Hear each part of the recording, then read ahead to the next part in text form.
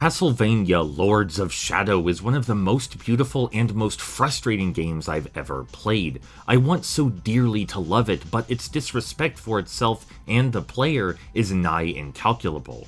It enchants you with its sweeping vistas, soaring soundtrack, and suite of smooth game mechanics, punctuated by pretty stellar exploration-focused level design. But it refuses to let you engage with it. It preempts every single thought or action you might have because it's worried you're too stupid to figure anything out yourself. The tutorial tips in this game are not tips, and I'd hesitate to even call them tutorials. They're downright play-by-play walkthroughs of every individual action you should perform, and in what order. They can't be disabled either. Believe me, I tried. I tried so many times to turn these blasted things off.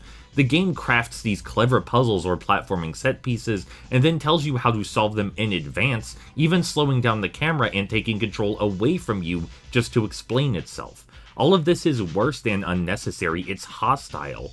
This is supposed to be interactive art, the interactivity is the point. For just one example, there's this swamp level. At the end of a path, you find a dead end with a glowing tree. One might naturally assume that you should knock the tree down by some means. Only, I was never allowed to make any of those observations myself. Heck, I didn't even know I was at a dead end because the tutorial tips popped up before I could take in my surroundings. Said tips walked me through, step by step, exactly what to do to knock the tree down. It told me how to get the grenades, where to throw them, and what would happen if I threw them. I was completely barred from any part of the process. My presence in this game's world is an unwelcome aberration. I'm only technically allowed to be here, and I'm only permitted to think when the game tells me to think.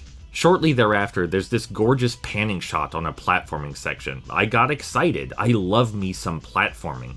But every single action of mine was criticized by an omnipotent overseer. Grab this thing, shimmy along this ledge, move away from this crumbling platform. The game seems to believe I don't have eyes or ears or hands or a brain. I would call this a glorified QTE sequence, except it's honestly worse. QTEs don't present the promise of freedom and then rob it from you.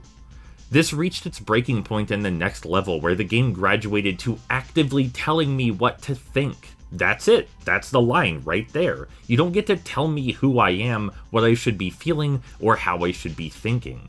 This game oozes a sickening amount of cynicism. It has absolutely no respect or faith in the player or their curiosity. It is downright adversarial. I can see where my honest emotional and intellectual engagement isn't wanted, and it sure isn't wanted here. The sequel ostensibly lets you disable these hints, but the option doesn't seem to actually do anything. Even if you turn off tutorials, big text still appears on screen at multiple points, telling you exactly what to do. Just like the first title, there are a ton of cool scenarios and potentially enjoyable mechanics, but I sure don't get to actually play with them. Maybe I'll get back to these games someday, but they sure ain't a priority now. What a devastating disappointment.